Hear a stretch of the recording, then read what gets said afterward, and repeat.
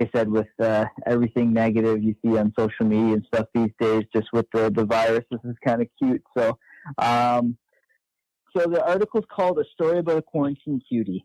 So, a man in New York practicing social distancing from his home went above and beyond other suitors when he saw a pretty neighbor dancing on a rooftop. Jeremy Cohen, who lives in Brooklyn, flew a drone with his number written on a piece of paper to the quarantine cutie he spotted from his balcony, and he was able to capture the moment on a video that he posted on TikTok. So, yeah, I thought that was super and creepy. Yeah. I mean, it all depends on how you look at it, you know. Yeah, I don't know. I mean, some people be like, so the crazy stalker peeper guy sees you dancing and flies a drone over. Tony, it's all perspective, because 20 years ago, sending a picture of your dick to somebody would have been creepy too, but apparently today... Robot dick is the way to go. I guess it all matters how it ends up. I mean, if they go out on a date and it ends up in complete total romance and they end up getting married, you know what? It was all worth it. I wonder if she was like wowed by his drone flying capabilities, because my luck, I've tried flying a couple drones, and let me tell you, I probably would have like slammed the blade into her or something trying to pass it Oh out. my god! Take it off after here. I'd have the same problem. I think I'd probably end up crashing into the side of the building, you know. Date, That's hilarious. Man wins date after burning her house down. Drone crashes in and just bursts into flames. Oh, wow. No, that's yeah, I thought it was... That's super cute. I really like that one. Hey, man. Gotta keep chivalry alive. Yeah. Now, on the opposite end of that spectrum, my next article I found, the title was "Woman Dies of Embarrassment When Handyman Spots Sex Toy Stuck to the Bathroom Wall." So this article was absolutely hilarious. So this woman basically had a sex toy that she found while she was clearing out her bathroom cupboards. So she was cleaning her floors and she was doing all the cupboards and pulling out everything that was underneath it. And she'd found this. That's what she said. Yeah, well, exactly. It's all hearsay. Yeah. But she found this massive sex dildo that was given to her by her friends as a joke, and she didn't really know what to do with it, so she stuck it on the wall and continued cleaning. And then she realized that the time was getting late, so she started getting ready for work, and that's when the handyman had knocked on her door, and apparently was doing this a routine inspection, and he had said, "Listen, I'm wondering if I could, horribly intrude on using your bathroom. I really have to go to the bathroom." So she's like, yeah, I know, go ahead. So she let him in, and he went, and he came back out, and apparently the girl didn't realize until after he had left that the dildo was still stuck to the wall. So she posted on social media saying how embarrassed she was that this guy came in, and he, like, this thing apparently was sticking out so far that his leg must have rubbed past it to get to the bathroom. and she said, but he didn't say anything, so it clearly didn't bother him. Meanwhile, another post came out from the handyman who had said, "You're not going to believe this. I was in this person's place, and clearly this broad did not care that this massive weapon of a dildo was stuck to the wall." And basically he said, so I asked to go to the bathroom. I went in and he took a picture of himself with the dildo. Oh my god. That must have been quite the device. Right? Wow. This thing was massive. And, anyway. If I was that handyman, all that girl would have heard was, "Mine's bigger."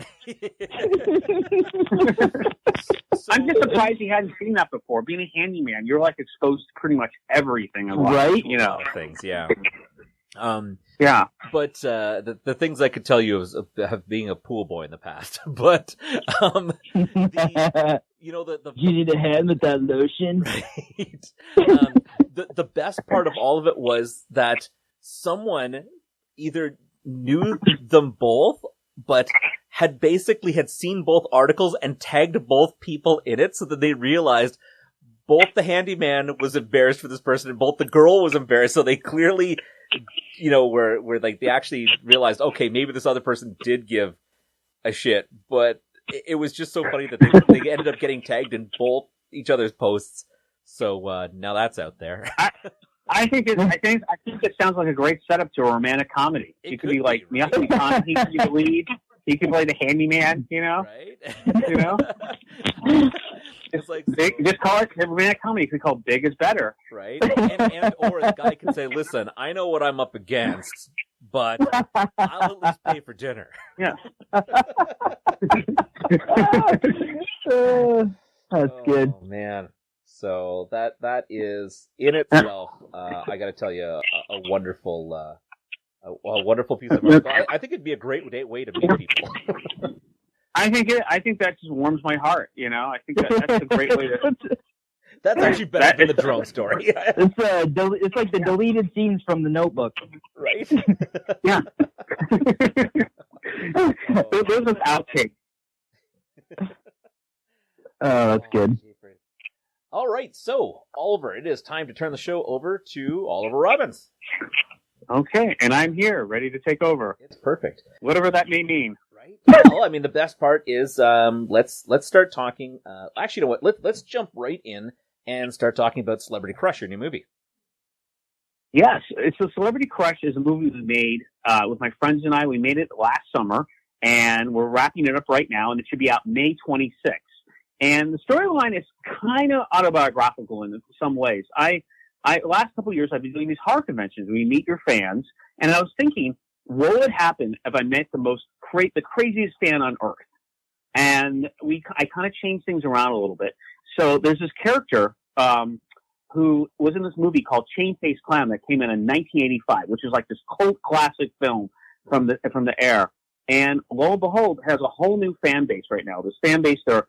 And one of the super fan is this gal in her 20s, and she meets my character, Jonathan Blakely, at the re-release for the movie that's going to Blu-ray. So I ended up meeting her, and she introduces me, and she takes me home. She pretends like she doesn't care about the movie at all, but it turns out she not only knows about the film, but she is the super fan. She has like a tattoo of me as a kid on her thigh. So I ended up sleeping with her. And when I don't want to be with her forever, she goes to plan B. She traps me in her makeshift dungeon, and she lives out her fantasies with me, pretty much. And I become her prisoner. So it's kind of like a Misery with a black comedy kind of element to it. I don't know if I'm horrified or not. I know. This is the kind of film you don't know if you're supposed to be laughing or screaming when you watch it. Yeah. So I love it. So it was a lot of fun to do. I hadn't acted in almost 30 some odd years, except my friend's films at film school. And they said, Oliver, you've got to be in this movie. I said, no, I don't really want to do it. I don't know. I haven't acted in all these years. And we shot it over 12 days in Florida. So it was just, we banged this thing out. No pun intended based on what we were talking about before. And we had a blast. It was a great experience, and I loved it. And it's coming out May 26th. You should be on iTunes and Amazon and places like that. That's amazing. So nice, man. Make sure that you send us a message when it is coming out. We will also try to remind all our listeners, especially because I'm sure a lot of them are either Amazon or Netflix fans, or anybody who's going to stream will definitely want to take a peek at it. Your timing's brilliant for going to a streaming platform for sure. Yeah, it's good. And people will be in their houses, and hopefully we're not, and we're still quarantined everywhere. You should just watch this movie 10 times. There's a lot of meaning because there's no excuse. Again and again, anyways.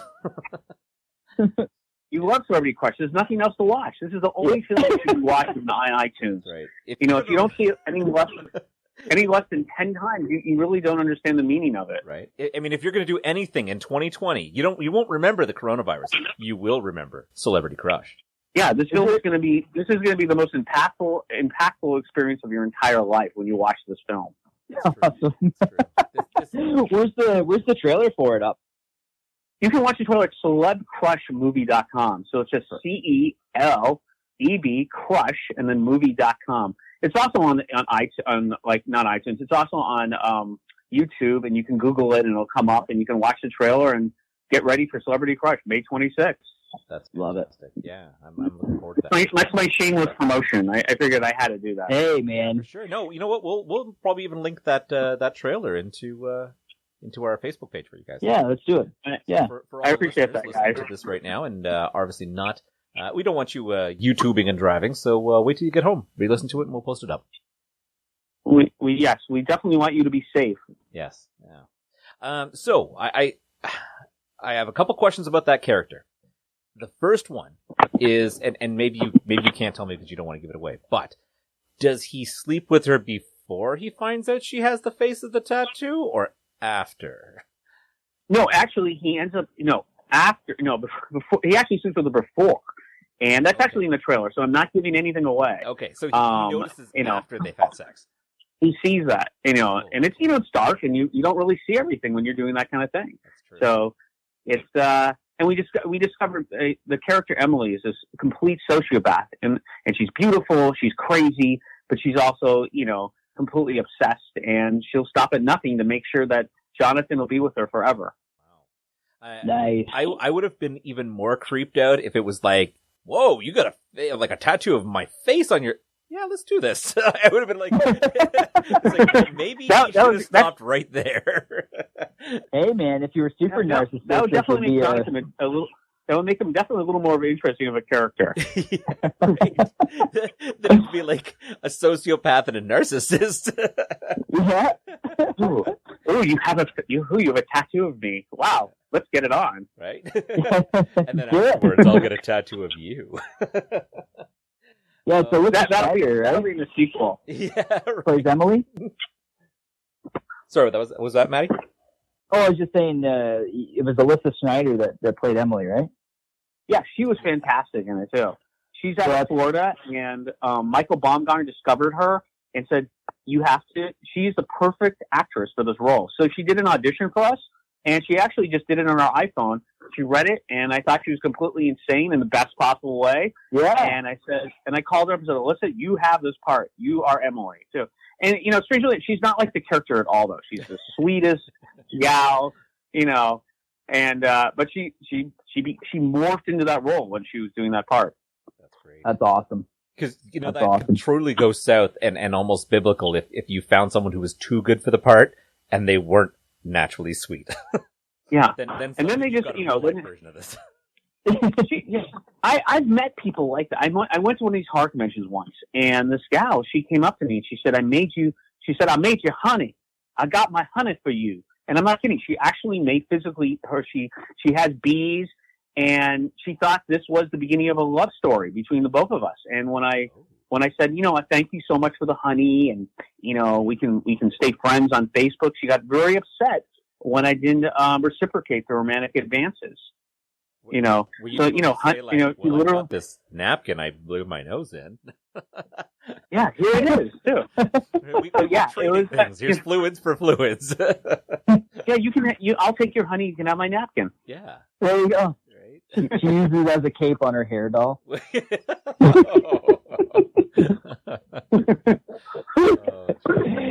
Yeah. No, you know what? It's funny. I think people mostly have good intentions. Sometimes people are just socially awkward, Yeah. They do. And, most of the fans of my movies are just fantastic. And what I love about it, when I was a kid, I had no idea what people were thinking and feeling when they were seeing like Poltergeist.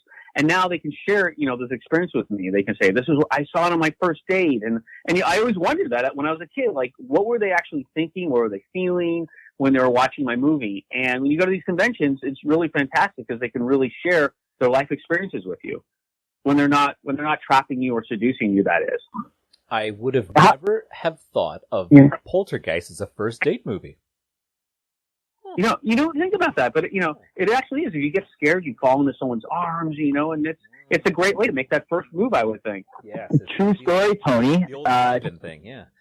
Ashley and I went and saw the movie Dead Silence for our first date. Oh, really? Yeah. So, so horror movies are great first dates. So, I had to test the sci-fi thing. If she wasn't going to go for that, it wasn't going to work. Yeah, for sure. Well, since we brought up Poltergeist, what was filming a horror